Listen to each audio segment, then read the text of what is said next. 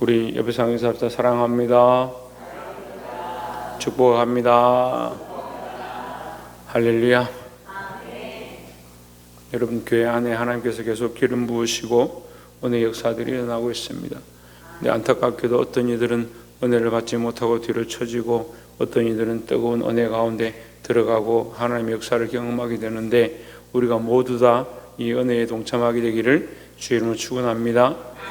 특별히 앞에서 서는 사람들은 자신을 정비하고 늘 기도하는 마음으로 서시고, 우리가 또 주일을 준비해야 하는데, 여러분들에게 이제 여러분 새신자처럼 여러분 주일을 지키십시오, 예배 시간 잘 오십시오, 그렇게 할 때는 지났어요. 여러분들은 교회의 이제 바탕이고, 여러분이 이제 기둥처럼 교회에 서서 이제 새로운 사람들이 오면 그 사람들을 마저 맞고 그들 위해 기도하고, 또 어린 영혼들, 연약한 자들을 우리가 마저 준비를 해야 하는데, 그런 기초를 해야 된다. 그래서 내가 하나님의 임재가 임하도록, 하나님 역사하시는 것이 우리 안에 분명히 있습니다. 교회 안에 예배를 통하여 말씀하시고, 지난 주일도 너무 어수선하고 답답한 상황 가운데 성령은 일하셔서 사람들을 만드시는 것들을 보게 됩니다. 그것이 사람의 방법에 사람이 할 수 있는 일이 아니고 어떤 말로 되어지는 것이 아니니까, 우리는 뭘 해야 되냐? 우리는 그릇을 준비하고, 우리가 이 틀을 준비하고 우리가 기둥으로 서서 믿음의 일을 행하면 하나님께서 우리 가운데 놀라운 일, 하나님 원하신 일을 계속해서 행하실 줄 믿습니다. 그렇게 쓰임받기를 소망합니다. 우리가 주인공이 아니에요. 우리는 절대 주인공이 아니에요. 나도 마찬가지로 우리는 다 주인공이에요. 주인공은 오직 예수 그리스도밖에 없습니다. 오직 찬양받으실 분은 하나님밖에 없습니다. 자, 누가 찬양받아야 된다고? 하나님만 찬양받으셔야 된다. 말씀의 제목을 읽어봅시다. 시작. 하나님의 현현이다. 하나님이 우리 앞에 나타나셨다. 이렇게 눈에 현실로 존재함으로 표현되었다. 이렇게 얘기를 하는 겁니다. 근데 하나님은 영이신데 어떻게 우리 앞에 나타나느냐? 하나님 우리 앞에 나타날 수도 없고, 하나님이 나타날 능력이 없어서 나타나지 못하는 것이 아니고, 우리가 볼 수 있는 눈을 가지지 못했습니다. 우리가 하나님을 볼 수 있는 육체로 있지 않습니다. 우리가 영의 거룩함으로 있는 것도 아니고, 우리 육체가 아주 정결한 것도 아니기 때문에, 죄 없는 상태가 아니기 때문에 우리의 육체로 하나님을 볼 수가 없고, 하나님을 배운다 하면 우리는 죽게 되었다. 그 앞에서 타들어가는 것과 같다. 죽는 것과 똑같다라는 거죠. 근데 하나님 앞에 우리가 하나님 볼 수 없는데, 그럼 하나님의 현현은 뭐냐? 하나님과 같은 형상의 존재가 우리 앞에 드러난다, 이렇게 표현하는 거예요. 그래서 하나님이 우리에게 보여줄 수도 없고, 우리가 하나님 볼 수도 없는데, 우리에게 하나님 당신을 우리에게 보여주셨습니다. 누구를 통해서? 예수 그리스도를 통해서 보여주셨습니다. 그래서 예수 그리스도는 하나님의 공인 거예요. 하나님의 현현이에요. 하나님이 우리에게 오셨다, 우리 가운데 오셨다, 우리 가운데 임하셨다. 누가? 그리스도를 통하여. 하나님께서 그리스도를 통하여 임하셨다라는 거죠. 그럼 이것은 뭐냐? 하나님의 자신의 표현이라 할 때, 이 표현, 현현이죠. 하나님의 자신을 우리에게 나타내셨다, 우리에게 표현하셨다, 이렇게 하는 거예요. 이순신 장군은 우리가 못 봤잖아요. 보지를 못했잖아요. 그런데 영화나 드라마를 하면 주인공이 나와서 이순신 장군처럼 대사를 하고 칼을 차고 이렇게 하면, 아, 이순신 장군이 이런 식으로 했구나, 그 복수는 이렇게 만들었구나, 그 사람이 그렇게 표현하는 거예요. 그럼 그 사람을 보면서 우리가 보지 못했지만 그렇게 우리가 그려보는 거죠. 마찬가지로 하나님을 우리가 볼 수도 없고, 하나님을 만날 수도 없고, 하나님 앞에 갈 수도 없는데, 우리에게 누구를 보내셔서? 예수 그리스도를 보내셔서 하나님 당신을 우리에게 표현해 주셨다, 나타내 주셨다라는 거죠. 그러니까 그게 뭐예요? 그게 은혜죠. 그래서 우리는 이미 그 은혜를 알고 있는, 그 은혜를 말씀을 통해서 듣고, 하나님이 행하신 바를 읽고, 증거자를 통해서 교육받고, 또 이 땅의 수많은 사건들을 보면서 하나님이 일하셨구나, 그걸 알게 되는 겁니다. 이 하나님 나타나심이 우리 안에 큰 은혜인 줄 기억하시고, 그리스도를 통해서 하나님의 이 뜻을, 그걸 왜 봅니까? 우리가 영화를 본다고 아까 얘기했죠. 영화를 보면 왜 봅니까? 그 선조들의 그 기상과 그들이 행한 업적들을 우리도 본받자, 우리도 믿음으로 살자, 그렇게 하는 거예요. 마찬가지로 우리가 하나님을 다 알 수 없고 다 볼 수 없지만 그리스도를 통해서 우리에게 나타내신 바 되었을 때 우리는 누굴 따라가느냐? 그리스도를 따라가면 결국 누가 원하시는, 하나님 원하시는 삶을 살게 되었다라는 거죠. 그러니까 그것이 하나님의 은혜다라는 겁니다. 다니엘 10장 1절에 바사왕 고레스 제3년에 한 일이 벨드사살이라 이름한 다니엘에게 나타났는데 그 일이 참되니 곧 큰 전쟁에 관한 것이라 다니엘이 그 일을 분명히 알았고 그 환상을 깨달으니라 했습니다. 자, 물론 이 본문의 말씀은 앞에 있는 8, 9, 10장에서 그 나타난 전쟁에 대한, 그 나라들이 나라를 삼키고 그 다음 나라가 일어나고 더 큰 나라가 일어나고 결국은 그것들이 서로 싸우는 그런 모양으로 나타나는, 그 계시록에 나온 말씀하고 똑같아요. 그런데 지금 다니엘은 계시록의 말씀을 사실 받을 입장이 안 돼요. 왜요? 지금 포로로 잡혀있는, 바벨론의 포로로 잡혀있는 그 상황에 그가 기도하며 간절히 원하는 것, 사자밥이 될 상황에도 하나님 앞에 간절히 기도하는 게 뭐냐? 이스라엘 나라의 회복이죠. 그 이스라엘 나라를 회복하기 위해서 기도하고 있는데 지금 계시록 말씀, 주님이 다시 오십니다. 주님이 오실 때 세상 나라가 다 망할 것입니다. 그것과 연계되어지지는 않습니다. 그런데 우리는 지금 볼 수가 있죠. 이미 우리는 그 말씀을 알고 있으니까. 그래서 여러분, 말씀은 지금 이 상황 가운데, 전에도 말씀드렸지만 잘 들어보세요. 예수님이 산상수훈으로 지금 거기 있는 바리새인들과 서기관들에게 또 제자들에게 말씀을 전하십니다. 그럼 누가 들어야 합니까? 누가 들어야 돼요? 거기에 있는 서기관과 바리새인들과 제자들이 그 말씀을 들어야 되는 거예요. 그 시점에, 그 현상에, 그 상황에 있는 자들이 들어야 하는 거예요. 그리고 그 말씀을 듣고 어떻게 해요? 경계를 삼는 거죠. 경계를 삼는 거예요. 그래서 우리가 깨어있자, 정신을 차리고 있자. 그리고 제자들에게 벽 돌 위에 돌 하나도 남지 아니하리라. 너희가 예루살렘 성을 보느냐? 그리고 안타까워하시죠. 그럼 제자들은 그 말씀을 듣고 어떻게 합니까? 근신하고 깨어서 이것이 무슨 뜻일까 바라보는 거죠.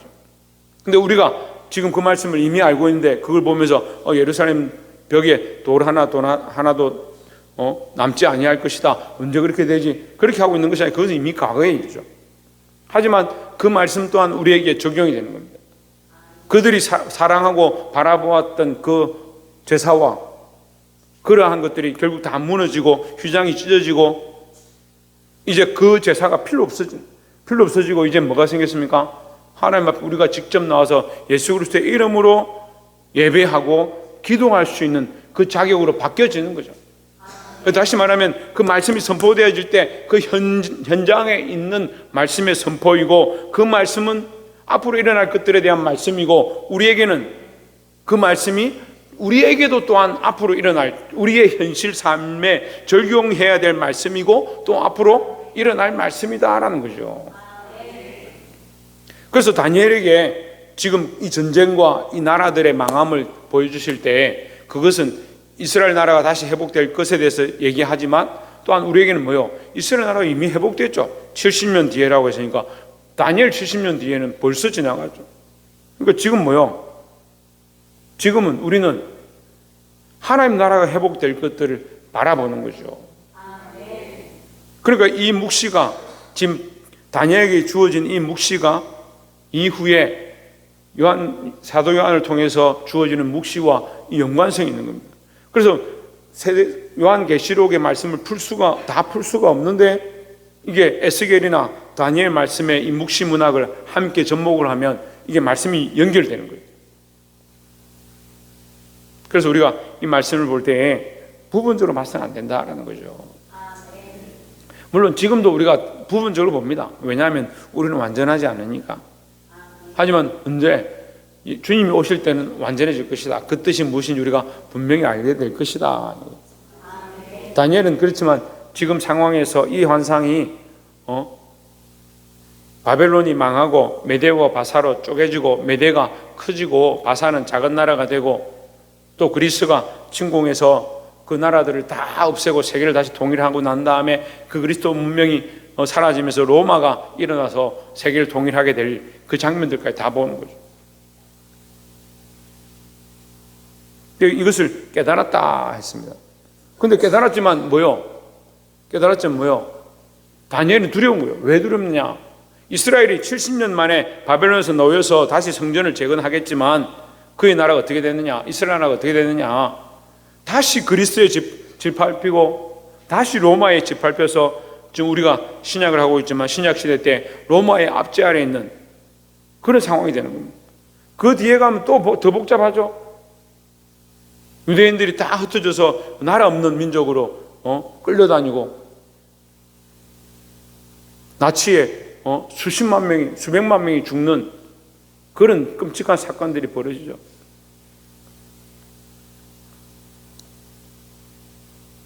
그가 근심했다 이렇게 볼 수 있습니다. 4절에 첫째 달 24일에 내가 hitdegel이라는 큰 강가에 있었는데 5절에 그때 내가 눈을 들어 바라본즉 근심하고 있을 때 깨달았지만 근심하고 있을 때 내가 눈을 들어본 적 한 사람이 세마포 옷을 입었고 허리에는 우바스 순금띠를 띠었더라 했습니다. 한 사람이 세마포 옷을 입었고 세마포 옷은 이게 정결하다. 대제사장이 입는 옷입니다. 그래서 흰 세마포 옷은 정결한 자가 입었다. 허리에는 우바스 순금띠, 우바스는 높은 직위를 얘기하는 거예요. 높은 직위를. 순금띠를 띄었으니까 아주 높고 고상한 분이다 이렇게 볼 수가 있겠죠. 6절에 또 그의 몸은 황옥 같고 그의 얼굴은 번갯빛 같고 그의 눈은 햇불 같고 그의 팔과 발은 빛난 녹과 같고 그의 말소리는 무리의 소리와 같더라 했습니다. 요한계시록 19장과 20장에 보면 물론 15장에도 나오는데 이 황옥과 같은 몸과 그의 얼굴은 번갯빛 같고 그의 눈이 불꽃 같은 자가 누구냐? 예수 그리스도입니다. 그의 팔과 발은 빛난 녹과 같고 그의 말소리는 무리의 소리 같더라 했습니다. 그래 빛난 녹과 같고 할 때 그럼 발이 노동이냐 그런 뜻이 아니에요. 노시라는 것은 흔들리지 않는다, 변하지 않는다 그런 뜻이에요. 그 진리를 변하지 않는다. 그 진리와 공의와 노를 연결하는 겁니다. 그 하나님의 말씀의 공의의 삶을 그 걸음으로 걸어내신 분, 그러니까 그 발이 빛난 녹과 같다. 그렇게 표현하는 거죠. 노시 녹슬고 더럽고 추하다 그런 노시 아니라 빛난 노시다. 그만큼 완전하다, 깨끗하다. 하나님의 말씀을 공의로 살아내신 분이다 이렇게 볼 수 있는 겁니다. 그럼 우리가 이게 5절과 6절을 이게 빗대서 보면 흰 세마포 옷을 입고 우바스 순금띠를 띠고 몸은 황옥 같고 얼굴은 번갯빛 같고 눈은 횃불과 불꽃과 같고 팔과 발은 빛난 녹과 같다. 우리가 계시록 통해서 말씀을 연관해서 볼 수 있지만 이 다니엘서만 보면 잘 모르죠. 그렇지만 이제 계시록 말씀하고 이게 연결해서 보면 이 심판주로 오시는 예수 그리스도를 보여주는 거예요. 다니엘이 근심하고 있는데 심판주로 오신 예수님을 만났습니다. 그거 어떻게 했어요? 두렵고 떨리겠죠. 얼마나 무섭겠습니까? 눈이 불꽃 같다 하는데. 그래서 우리가 예수 그리스도는 참 좋은 분이고 인자한 분이고 온유한 분이고 이렇게 사랑이 많으신 분이고 자비가 많으신 분이고 그렇게 생각하고 있지만 사실은 그리스도는 심판주입니다. 심판주. 우리가 똑바로 알아야 돼요. 그 공의를 베푸시는 분이에요. 그런데 그리스도는 우리 사랑하셔서 누구를 위하여? 우리를 위하여, 나를 위하여 십자가에 죽으셨다는 거죠. 왜 죽으셨냐? 왜 심판주가 죽으셨냐? 죽어야만 했느냐? 내가 죽어야 되니까. 원래는 내가 죽어야 되는데 내가 죽으면 구원할 자가 없잖아요. 구원할 방법이 없잖아요. 그러니까 누가 죽습니까? 심판주가 대신 죽는 거예요.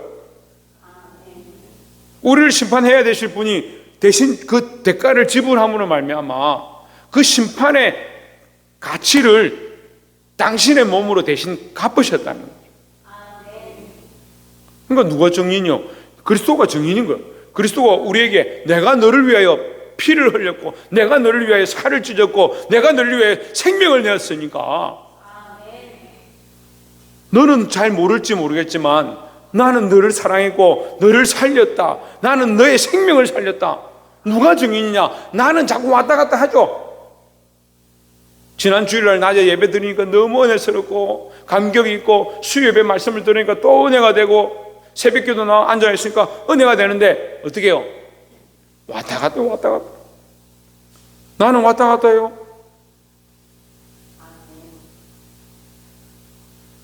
근데 주님 어떠냐? 빛난 녹과 같고 흔들리지 않고 바뀌지 않고 변하지 않는다는 거죠.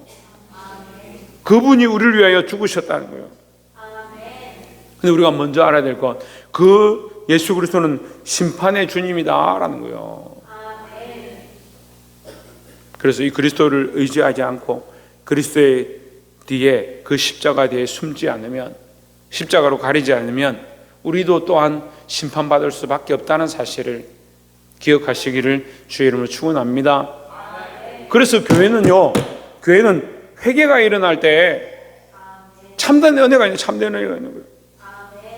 회개의 역사가 일어날 때 부흥의 역사가 함께 일어나는 거예요. 여러분, 물론 어렵겠죠. 잘 안 되는 사람도 있겠죠. 하지만 우리는 힘써서 내 죄를 회개하고, 우리 가정의 죄를 회개하고, 다른 영혼의 죄를 회개하고, 그 중보자로 나아가야 되는 겁니다. 자식들이 복음 앞에 오지 아니하고 예배 앞에 나오지 아니하고 예수 그리스도를 떠나고 배반해 있는데 아무렇지 않은 것, 그게 얼마나 심각한 죄입니까?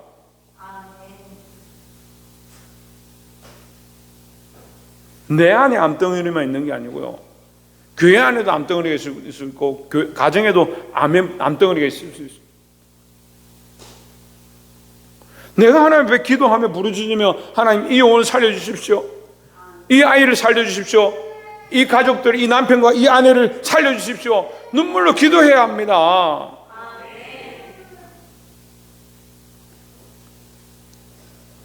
여러분, 심판주 되신 그리스도 앞에 여러분 심판의 징벌을 받지 아니하도록 천정민수는 어떻게 하라고?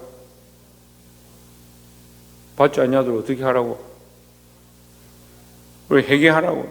옆에서 한번 봅시다. 하나님 앞에 힘써 회개합시다. 할렐루야. 회개하기를 힘쓰시기 바랍니다. 이것이 우리에게 또한 은혜다. 심판받을 수밖에 없고 죽을 수밖에 없고 가능성이 없는 우리에게 그리스도로 말미암은, 예수 그리스도로 말미암은 우리에게 희망의 길을 주셨다는 거예요. 이게 은혜다는 거죠. 그 은혜를 아는 사람들이 뭘 합니까? 기도하십시오. 저는 지금도 우리 가족들 위해서 기도합니다. 눈물이 나요. 명절 지내고 나면 더 속이 답답하고 속상하고, 왜 이 영혼들이 그렇게 보고도 그렇게 알고도 또 죄의 길로 가는가? 그 목사님도 잘 못하네. 그렇게 하고 있을 거예요. 여러분 가정들은 다 예수 믿고 은혜 충만하고 하나님 사랑으로 가득하십니까?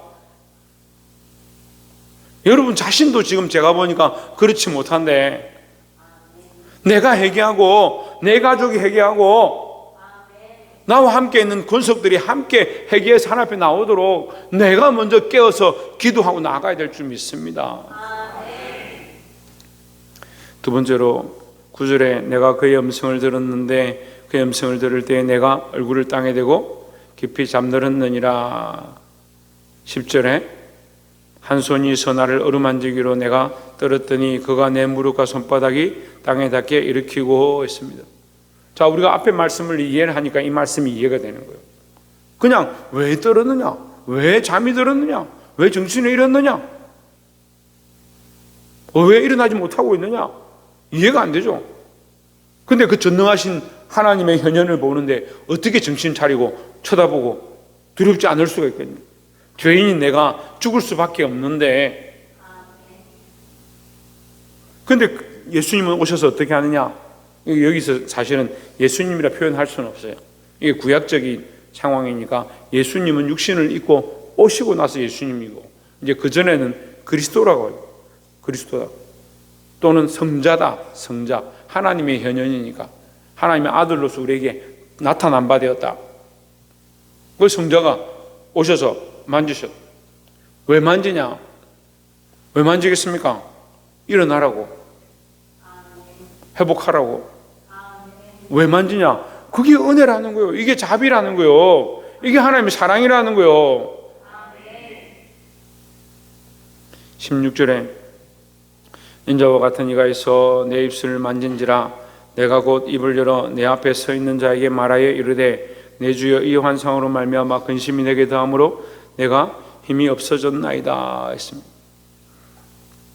힘이 없고 두려워하고 근심하는 나에게 누가 인자 같으니 그 성자 그리스도께서 오셔서 나를 만져서 일으키고 회복하게 하셨다.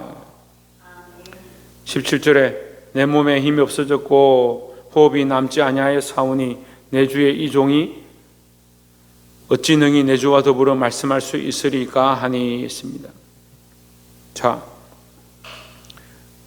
18절에 또 사람의 모양 같은 것 하나가 나를 만지며 나를 강건하게 하여 19절에 이르되 큰 은총을 받은 사람이여 두려워하지 말라 평안하라 강건하라 강건하라 그가 이같이 내게 말하며 내가 곧 힘이 나서 이르되 내 주께서 나를 강건하게 하셨사오니 말씀하옵소서 했습니다.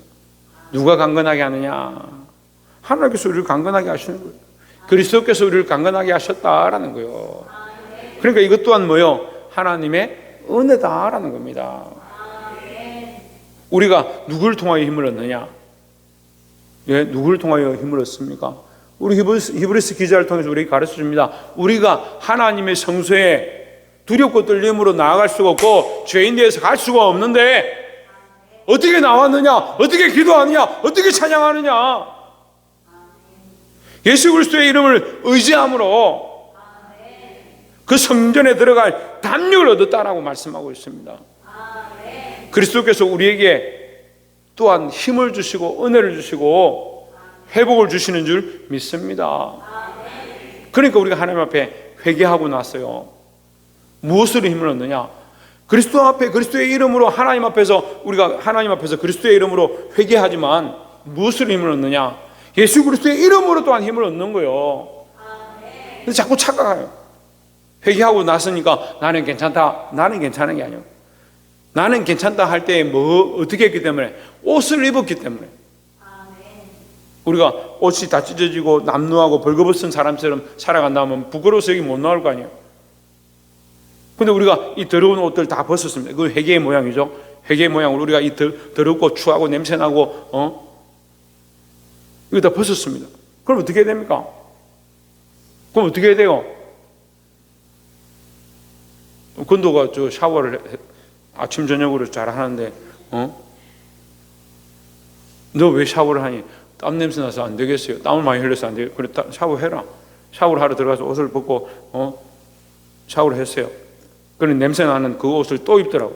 그러면 야 너는 아까 냄새 나서 샤워했지 않냐? 그렇게 한다는 게 아니고요. 만약에 그렇게 입으면 제가 뭐라고 했어? 야 너 냄새 나서 샤워했는데 또 냄새 난 옷을 또 입었냐? 그렇게 할 거 아니에요. 우리가 그리스도 예수 안에서 회개의 모양으로 내 더러운 것들을 벗어버리고 뜯어내고 내려놓았는데 그럼 다시 뭘 입어야 됩니까? 예수 그리스도로 말미암은 옷, 그리스도께서 우리에게 주신 옷, 그리스도로 말미암은 강건함을 얻어야 되는 거죠. 그리스도를 힘입고 그리스도를 옷 입었기 때문에 내가 하나님 앞에 담대히 나가는 거예요. 근데 다른 것 막 걸쳐 입고 전에 입었던 거 또 입고 그러면서 어떻게 담대할 수 있겠냐? 그래 그리스도가 우리의 힘이다. 그리스도가 우리의 위로가 되시고 우리를 강건케 하시고 우리에게 은혜 베푸시기를 그 은총 받은 사람아 은총을 주시기를 원하시는 줄 믿습니다. 사랑하는 성도 여러분, 하나님 앞에 나와 첫 번째 얘기했는데 우리의 죄를 철저하게 회개하고 나의 죄도 회개하고 내가 물론 다른 사람을 위해서 회개한다고 해서 그 죄가 씻어지는 건 아니지만 하나님 긍휼히 여기시겠죠. 그리고 그들이 돌아오기를 바라는 마음. 내 자식들이 세상으로 갔습니다. 하나님 이단으로 갔습니다. 악한 데 빠져 있습니다. 내 남편이 예수 믿지 않습니다. 어떻게 해야 합니까? 그들을 불쌍히 여겨 주십시오. 하나님 돌려주십시오. 기도해야 된다. 회개하고 그 다음에 어떻게 하라고요? 내 옷을 입지 말고 예수 그리스도의 위로와 예수 그리스도의 사랑의 옷을 입으라는 거예요. 그러면 어떻게 한다? 우리가 강건할 수 있다는 거예요. 담대할 수 있다는 거죠.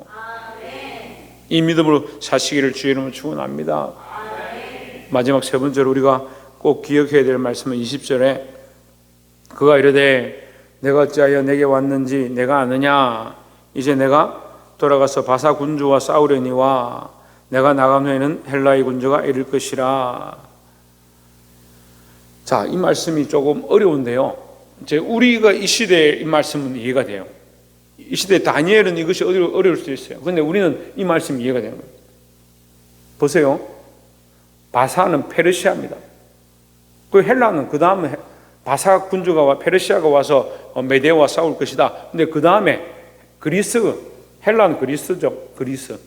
그리스가 와서 그리스 알렉산더님 뭐가 와가지고 하여튼 그 군주들이 와서 싸움을 할 것이다. 이렇게 얘기를 하는 겁니다.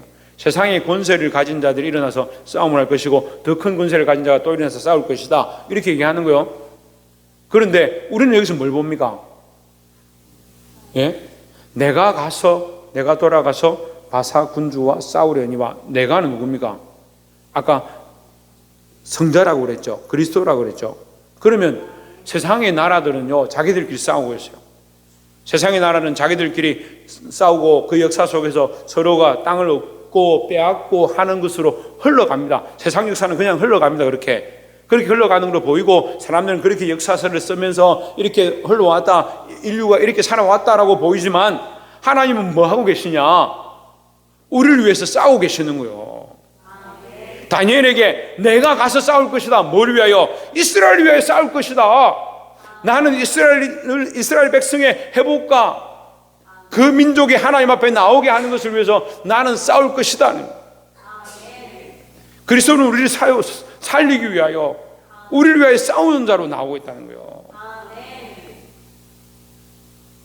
세상의 역사는 이렇게 흘러가는데요, 눈에 보이는 것은 세상의 역사죠. 보이지 않는 건 뭐예요? 영적인 역사예요. 우리는 뭘 해야 되느냐? 영적인 역사를 위해 기도해야 합니다. 우리 가운데 인간적인 문제들과 인간적인 얽힘과 이제 성도들이 더 늘어나면, 제 생각에 70명, 80명, 100명이 되면 또 인간적인 관계 안에 여러 가지 문제들과 상황들이 벌어질 수 있습니다. 근데 우리는 뭘 해야 되냐? 인간적으로 잘 풀고 서로 잘해주고 그렇게 하면 잘 될 거야. 천만의 말씀. 물론 우리가 서로 잘하고 서로 섬기고 서로 사랑하고 봉사해야겠지만 정말 우리가 봐야 될 게 뭐냐? 이 영적인 싸움을 봐야 되는 겁니다. 그러면 인자가 가서 싸우는데 여기 21절에 오직 내가 먼저 진리의 글에 기록된 것으로 내게 보이리라. 나를 도와서 그들을 대항할 자는 너희의 군주 미가엘 뿐이니라 했습니다. 미가엘은 뭐요? 천사잖아요. 페르시아가 싸우는데도 천사가 나타나서 싸우고, 이 그리스가 나와서 싸울 때도 천사가 나타나서 그들과 싸우고, 로마가 나와서 세상을 정복할 때도 천사가 나타나서 싸우냐? 그런 뜻이 아니에요.